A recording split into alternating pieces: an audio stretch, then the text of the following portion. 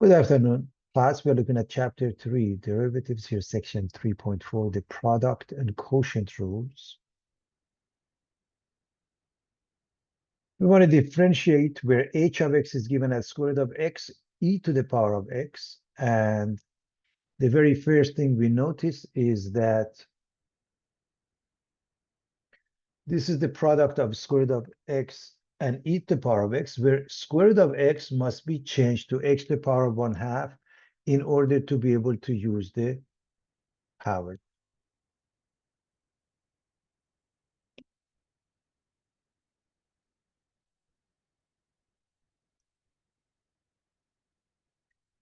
We put a raised dot in between and we use the product rule. Now, of course, this one uses the power rule. The entire thing uses the product rule. And the first, we need f prime g plus g prime f. As I've mentioned before, I would write the formula from the memory next to me and I follow that. So I need f prime. The derivative of x to the power of 1/2 is 1/2, x to the power of 1/2 minus 1 or negative 1/2 times g, which is e to the power of x, plus g prime, the derivative of e to the power of x is itself, times f, which is x to the power of 1/2. And I put an asterisk next to it because we are done with calculus. This is the step that has calculus. The rest of it is elementary algebra. So first and foremost, we know x to the power of 1/2 is square root of x. So we take this one down, make it x to the power of positive 1/2 and square root of x, and we do change this one. Now, you could leave it as that. However, later on, we need to see whether this function becomes 0 or undefined for the sake of finding applications of differentiation for finding extrema. So I'm going to continue by noticing that the denominator is 2 square root of x. So I can raise this by a factor of 2 square root of x over 2 square root of x, making it possible to add up the two fractions. So you can extend this in essence to see that now this is a fraction where the top is the product of the pieces and the bottom is 2 square root of x. So that's one way to look at it. So as far as the top is concerned, everybody, you have e to the power of x, you have 2, and then square root of x and square root of x gives you x. Now, we are going to rewrite this second part in this format. Because if I write 1 over 2 square root of x e to the power of x, looks identical to that. So please understand, let me erase things so it becomes easier to see. The numerator here is e to the power of x, which is here. It's 2 times x. So this part is this part of it. We factor the common factor of 1 over 2 square root of x e to the power of x. When we do that, the first one just gives us 1, the second one gives us 2x, and we are done. Okay.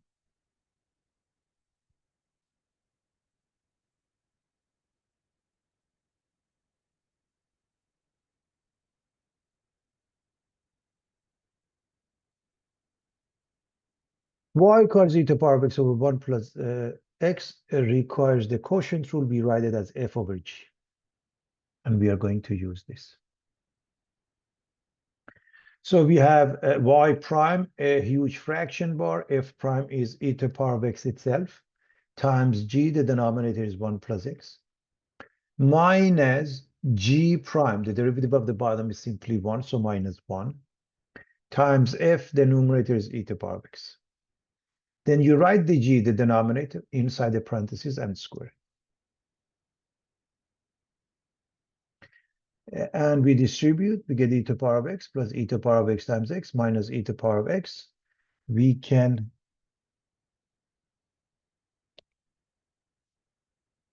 cancel these two, and it's important to put the x in front.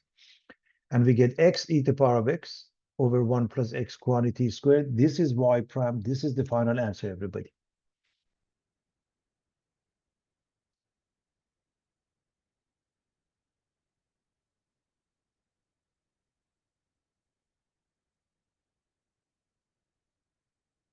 We want to differentiate y equals 1 plus sine x over x plus cosine x. We notice it's f over g, and therefore it uses the quotient rule, everybody.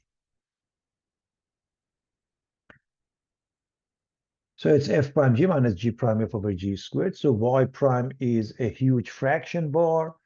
1 plus sine x, we have to differentiate. 1 gives you 0, sine gives you cosine, so we put the cosine x. Times g, the denominator is x plus cosine x. Minus g prime, the derivative of the bottom is 1, and cosine is negative sign, so 1 minus sine x. Times f, the numerator, which is 1 plus sine x. And you write the bottom as it is inside the parentheses, g squared. So you squared. And again, we are done with the calculus step. That's why I put asterisk there. And now we are going to simplify using algebraic techniques and then trigonometric identities. So first and foremost, when we multiply these two, we get x cosine x plus cosine squared. And this one, as you can clearly see, it's a minus b times a plus b, which results in a squared minus b squared, 1 minus sine squared.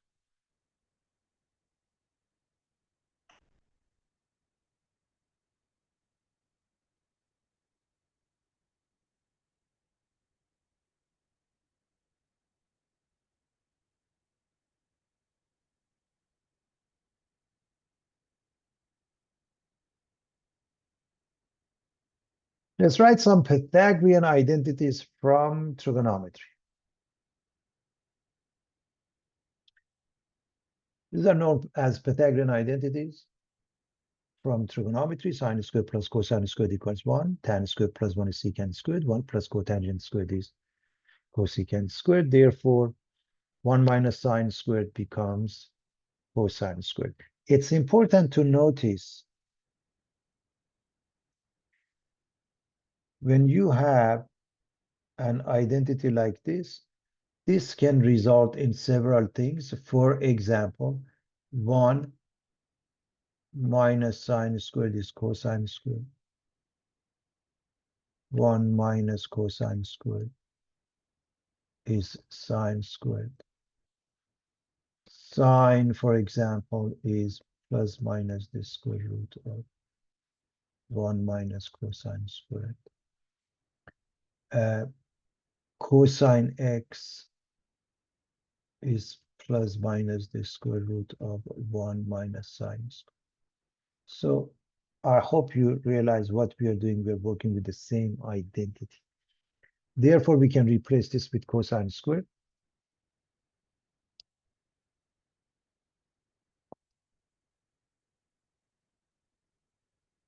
Cancel out the 2.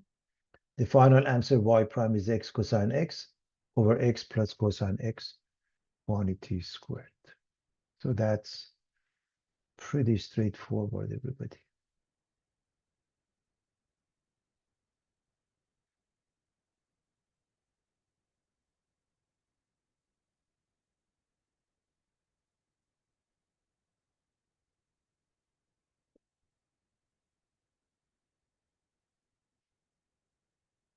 We are going to move on.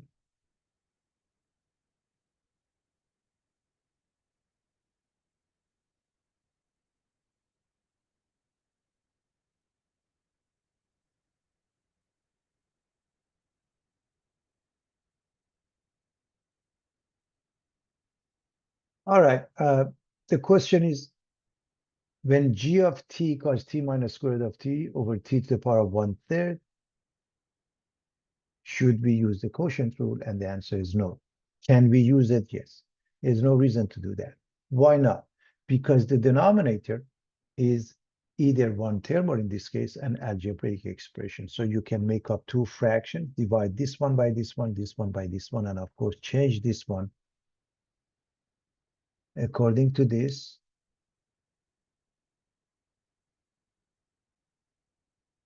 Change it to t to the power of 1/2.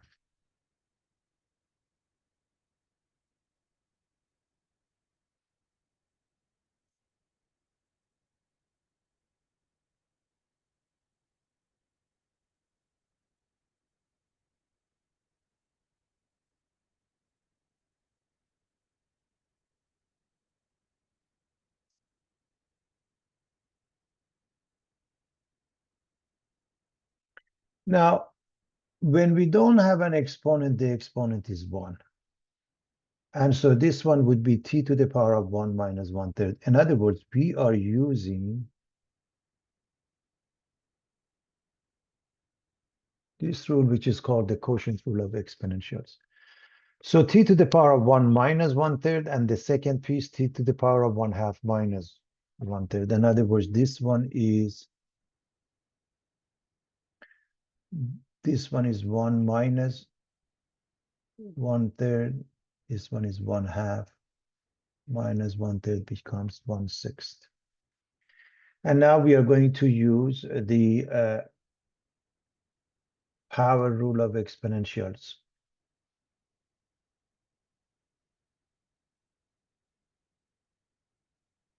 2/3 t to the power of 2/3 minus 1 minus 1/6 t to the power of 1/6 minus 1. So the exponents here, everybody, this is 2/3 minus 1.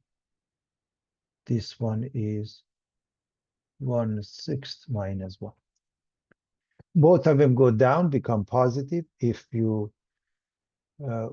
think to change it to a root function, the reason you don't have to, because you have both the root function and the exponent in the form of a fraction. So that's your choice. However, to do that, please recognize this one as cube root of t. This one as the 6th root of t to the power of 5. So just in case.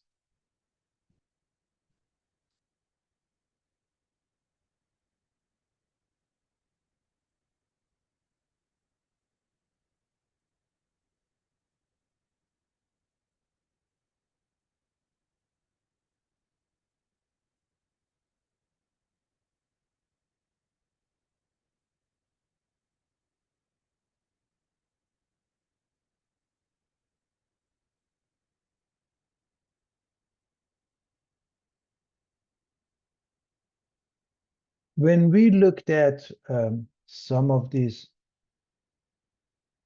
rules, we mentioned we're going to look at them again. For example, we mentioned the derivative of tan x is secant squared. Now we want to prove that.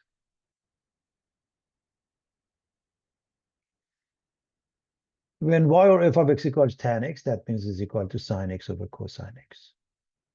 So let me remind you of a bunch of identities from trigonometry. Tan x is sine x over cosine x, or 1 over cotangent x. Cotangent x is cosine over sine, or 1 over tan x. Secant is 1 over cosine, cosecant is 1 over sine, and therefore we're going to use sine over cosine to come up with the answer. One might say, why not 1 over cotangent? Because we know the derivative of sine and cosine. So we are going to write it as f over g and use the quotient rule. F prime g minus g prime f over g squared. So f prime, the derivative of sine is cosine, times g, which is cosine itself, minus g prime, which means the derivative of cosine, which is negative sine, times f, the numerator is sine, and over the denominator g cosine x squared. Done with calculus.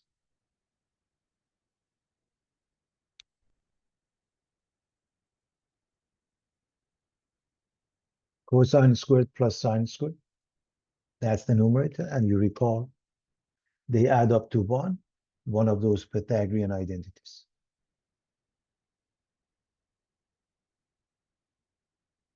If secant is 1 over cosine x, then 1 over cosine squared must be secant squared x.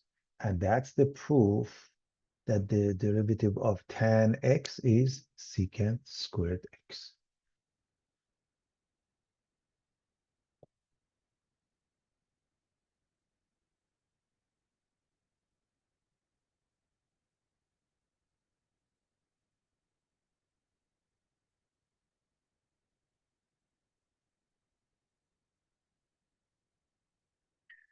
Let's also prove the derivative of secant x is secant x tan x. Let's prove that.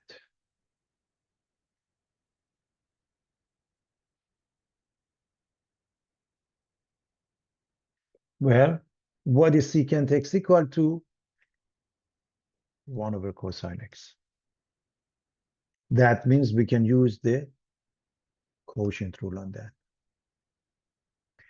which is f prime g minus g prime f over g squared. So f prime, the numerator is just a number, 1 or any other number, f prime becomes 0, times g, just put the denominator cosine x in there, minus g prime, cosine gives you negative sine, times f, the numerator is just number 1, and over g squared, the bottom squared, cosine squared.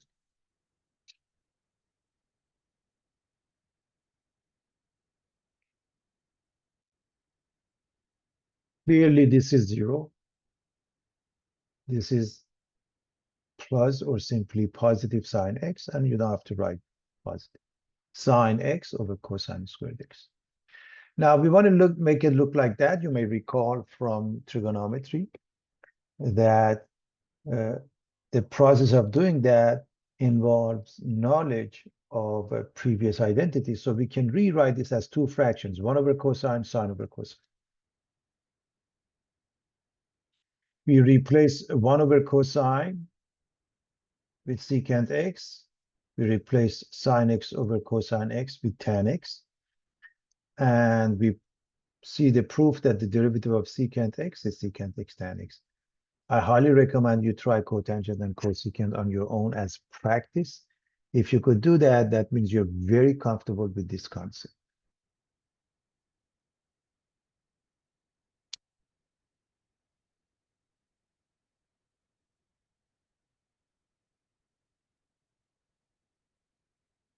Find an equation of a tangent line to the graph of this function, y equals x over 2x minus 7 at the pair 3, negative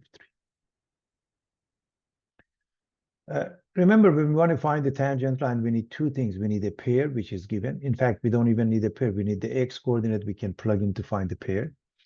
And then we need the slope. To find the slope, we are going to differentiate. And now we are going to use the easy way out. First of all, it's f over g. And secondly, it's going to use the quotient rule. So we have a huge y prime equals a huge fraction bar. F prime, the derivative of x is 1. Times g, simply the denominator 2x minus 7, minus g prime, the derivative of the bottom is just 2, times f, which is x, over g squared, the bottom, 2x minus 7, squared.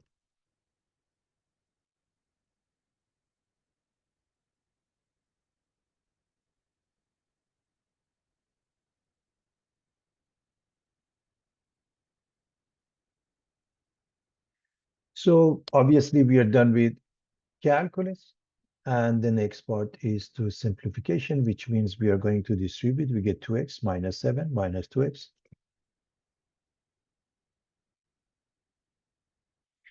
And 2x and negative 2x cancel each other. Y prime is minus 7 over 2x minus 7 quantity squared. Please understand, this is not a slope of a tangent line. It becomes a slope of a tangent line when you pick an x coordinate and plug in. So M is y prime evaluated at number 3 because The x coordinate of the pair is 3. So plug in. Please understand this is 6. The result is -1. Square it, you get +1. Minus 7 over that is -7. And therefore, we're going to use y minus y1 equals m times x minus x of 1.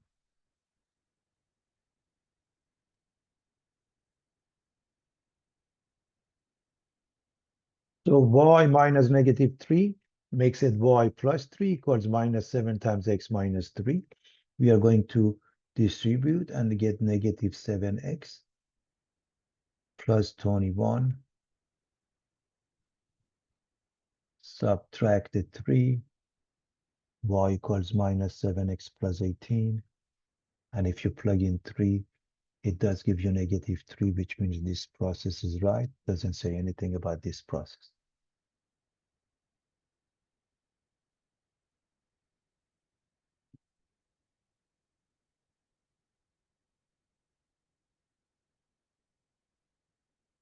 Now, part B, we want to differentiate this function. And on purpose, I'm looking at a variable other than x because normally we have x, and I want you to get to the habit of using the variable that they give you. You don't have to change.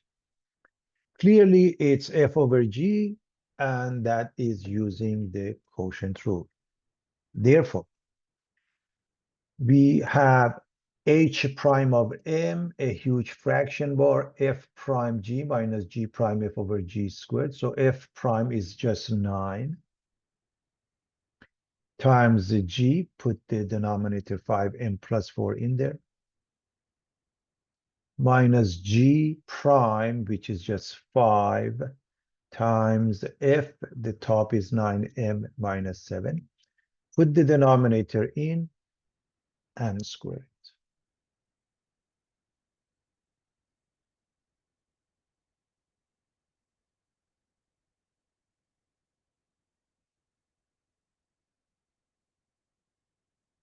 So all we have to do, distribute and simplify. So we get 45m plus 36 minus 45m plus 35.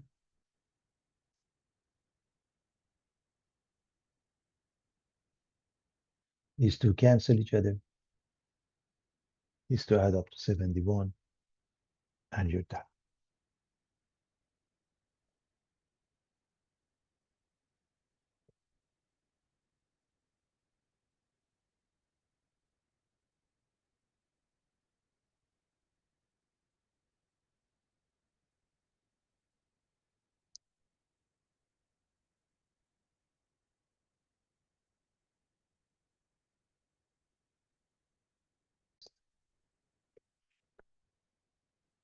Find the equation of a tangent line to the graph of this function. First and foremost, we notice that for this function, it's the product of e to the power of x and cosine x, f times g, and we use the product rule on that.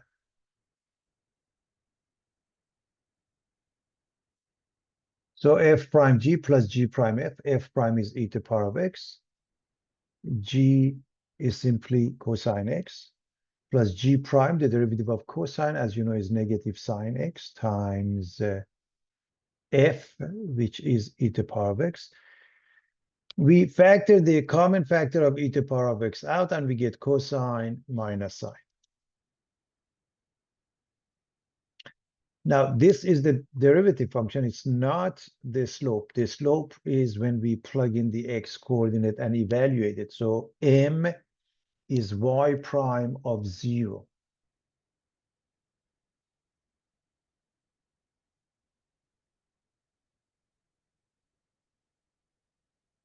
Which means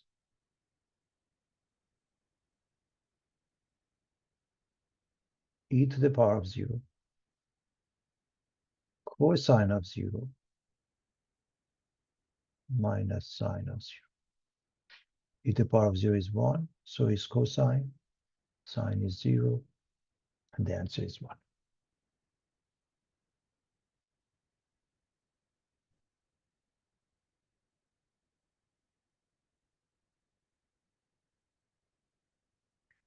y minus y1 equals m times x minus x of 1. That is what we normally use. However, this tells us b is 1, and so y equals mx plus b, good enough. We have m as 1, so y equals 1x or simply x. We also have b as 1, so y equals x plus 1 is the final answer for the equation of a tangent line, everybody.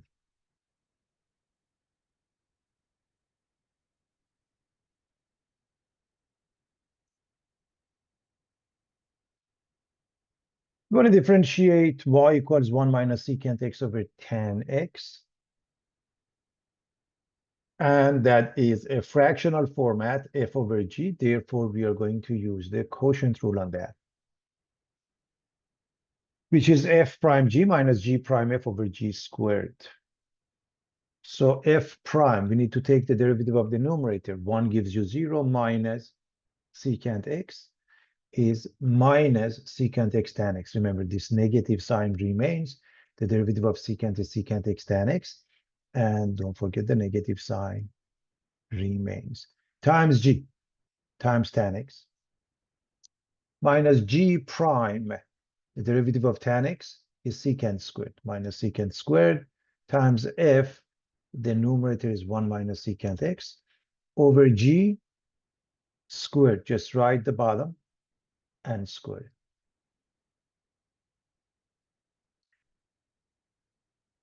Then with calculus, we are going to simplify. So I put an asterisk next to it just to mention that we are done with calculus. There is one step of calculus. Now, this is minus secant x tan squared minus secant squared plus secant cubed.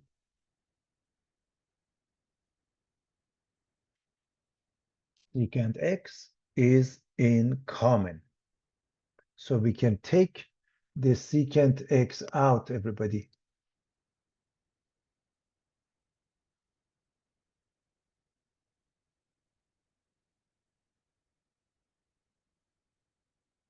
So if I take the secant x out, this becomes negative tan squared minus secant x plus secant squared.